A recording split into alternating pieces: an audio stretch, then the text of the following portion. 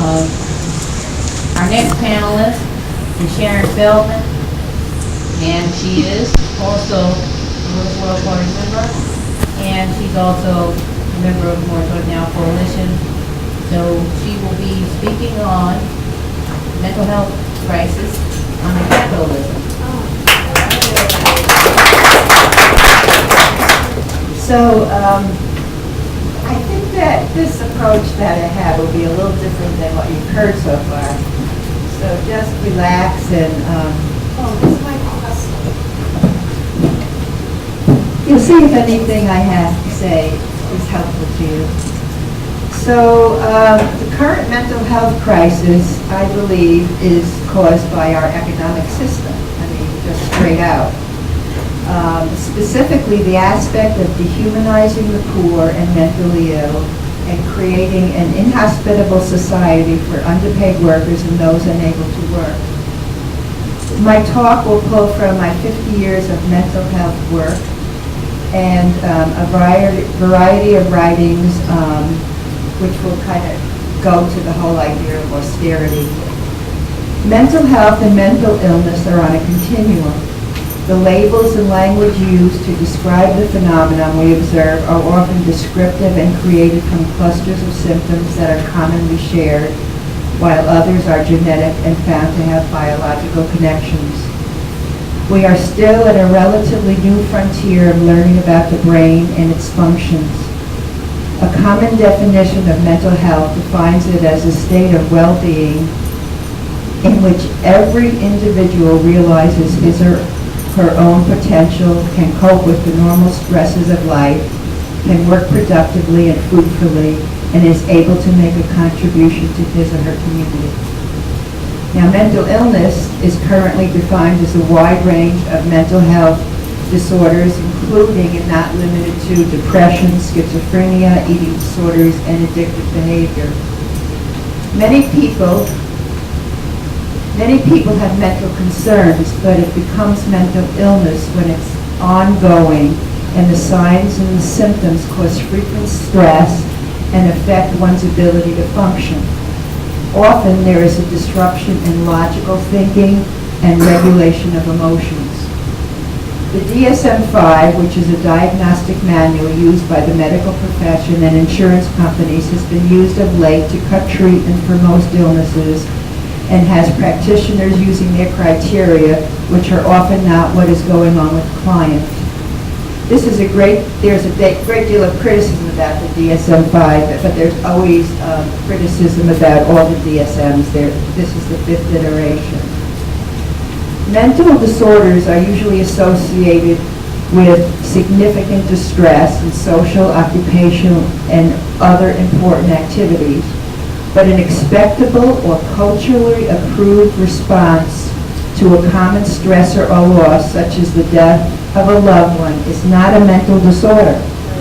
Socially deviant behavior, for example, political, religious, or sexual, and conflicts that are primarily between the individual and society are not mental disorders. Right. Historically, predominantly through Roman and Greek times, those who had symptoms were called mad, and madness was what people, I'm trying to do this thing, turning my head, it's hard with the microphone, you know?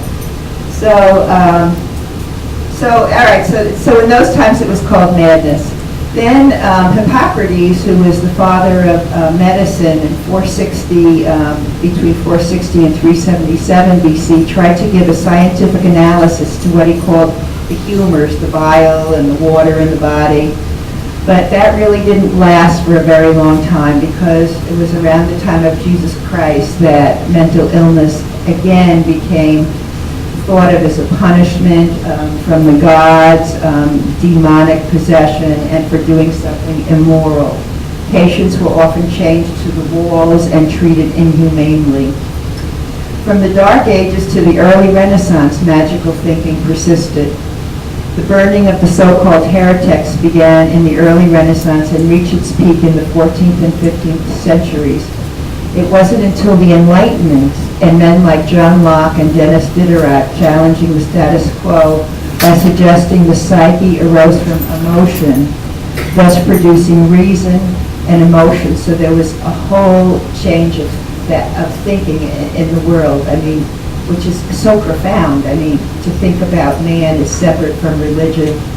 Man is separate, that can think and have emotion on his own. It was Philippe Pinel in 1745. His lifespan was 1745 to 1826. He was a pretty amazing thinker.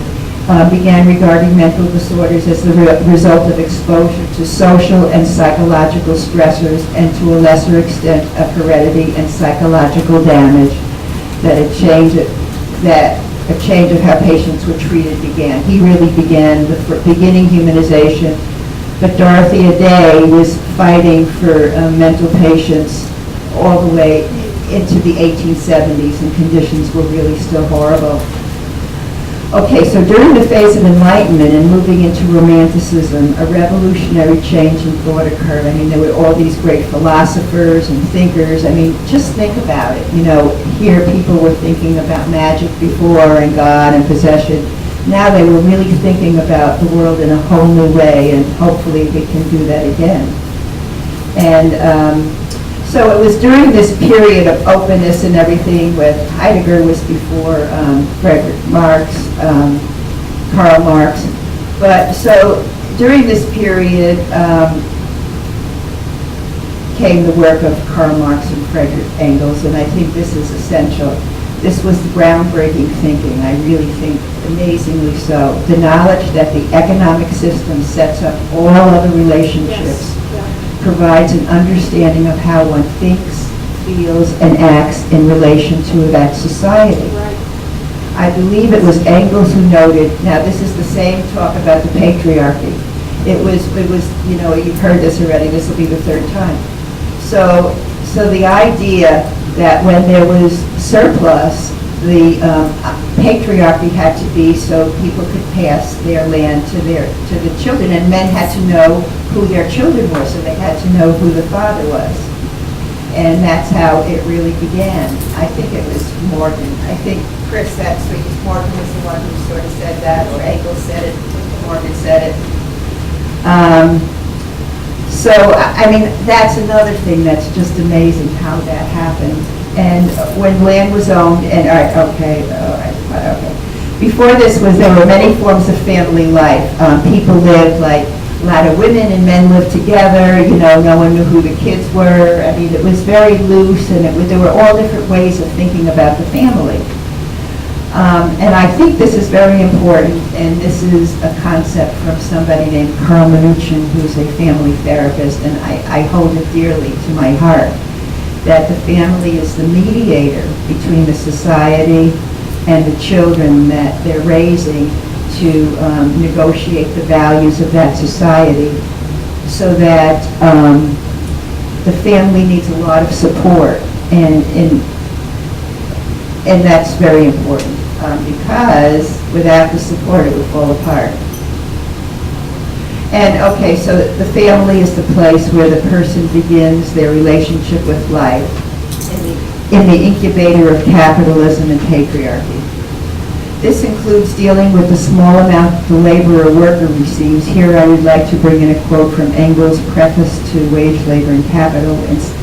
Instead of investigating the cost of labor itself, which unfortunately cannot be ascertained, they now investigate the cost of production of the laborer. And this latter can be ascertained. It changes according to time and circumstance, but for a given condition of society, in a given locality, in a given branch of production, it too is given at least within quite narrow limits. We live today under the regime of capitalist production, under which a large, steady growing class of the population can live only on the condition that it works for the owners of the means of production, tools, machines, raw materials, and means of subsistence in return for wages. On the basis of this mode of production, the laborer's cost of production consists of the sum of the means of subsistence, or their price in money. So what I'm trying to highlight here is that the family, who's the arbiter between the society and the children, trying to help them grow, is living on this subsistence wage that the capitalist is giving them, and it's just, it's a system of failure, for people on that wage, which is people that are poor, people that are working at minimum wage. So during the period after Marx and Engels there were several psychoanalysts who tried to combine the two schools of thought, psychoanalysis and Marxist theory. Wilhelm Reich, you all heard of, he did some work in that, and Otto Fenichel, he was a great psychoanalyst. But it wasn't until the 1960s that the anti-psychiatry movement came into being. And one of the most famous people of that movement was Thomas Szasz. In his book, The Myth of Mental Illness, he provided the philosophical basis for the anti-psychiatry and the patient advocate movement. He argued that the disease model was a category error when it came to accounting for problems of living. His influence has permeated both clinical psychiatry and psychology, leaving the profession with a stronger emphasis on social justice and a legacy of psychiatric skepticism. The 60s continued to be an important time in our history. So many thinkers looking at freedom in a new way in psychology. Eric Fromm, Carl Rogers, there just were so many fabulous writers. Ken Kesey wrote One Flew Over the Cuckoo's Nest in 1962, and I'm sure many of you heard of it. And it exposed the conditions in one of the state mental hospitals that he worked at. He was an orderly. John Kennedy at this time, Kennedy had mental illness in his family, and I think that might have started this. He signed the Community Mental Health Act to provide federal funding for the construction of community-based preventative care and treatment facilities. The hospitals were really horrible. I was a student nurse in 1964, and they sent us for 3 months to live at a psychiatric state hospital. And we saw things that you would never want to see. There was a back ward. There were patients that were there for like 30 years, and we made a party for the women. It was a women's ward. And we helped them get fixed up, and their makeup was all over their face. And one woman got up, this was in the 60s, she began singing songs from the 1930s. It was, you just saw, and people they would line them against the wall and shower them all because that was the quickest way to do it. And the women would sit by the toilets with little butts, and their fingers were burned. And, I mean, that's why those conditions had to change, and this was in the 60s already. So, but because of all our wonderful spending on the Vietnam War and all the crises, there was no money for this program, and it got kind of lost. And then in 1965 was the passage of Medicaid, and the states were incentivized to take people out of the hospitals, all the state hospitals, and to put them either in nursing homes or hospitals, and then they went to the street. There was no place for them. In 1967, the California legislature passes the Lanterman-Petrus-Short Act, which makes involuntary hospitalization of mentally ill people vastly more difficult. 1 year after the law goes into effect, the number of mentally ill people in the criminal justice system doubles. By 1977, 650 community health facilities are serving 1.9 million people. In 1981, under President Ronald Reagan, the Omnibus Budget Reconciliation Act repeals Carter-type community organization, also legislation. He establishes block grants for the states, ending the federal government's role in providing services for the mentally ill. Federal mental health spending decreases 30%. Here in Michigan, Engler closed 16 state hospitals. 16 state hospitals were closed from 1987 to 2008, and he closed Lafayette Clinic. Lafayette Clinic, I was there as a student, was great. I mean, they did experiments with vitamins to work with schizophrenia. Everybody was really excited to be there. I mean, there was a real atmosphere of thoughtfulness, and he closed it, I think, is his way to curry favor with the right wing, which was, I think that's where Ronald Reagan had his whole head. And so well, things got worse and worse, and in 2012, Southeast Michigan was still dealing with state funding cuts back to 2008. Jay Green reported in Cranes that Detroit-Wayne County Community Mental Health Agency had absorbed more than 50% of the $55 million cuts from the mental health agency's statewide budget. In the latter Cranes article, Jay Green reports, while the overall state funding for the first quarter of this year, this 13-14, was cut 1.4% to $52 million. Wayne County and Macomb County saw their funding cut by 5%, much more than anywhere else in the state, down to $48 million. Oh, well, so the conclusion is not here, but I'll tell you what I conclude.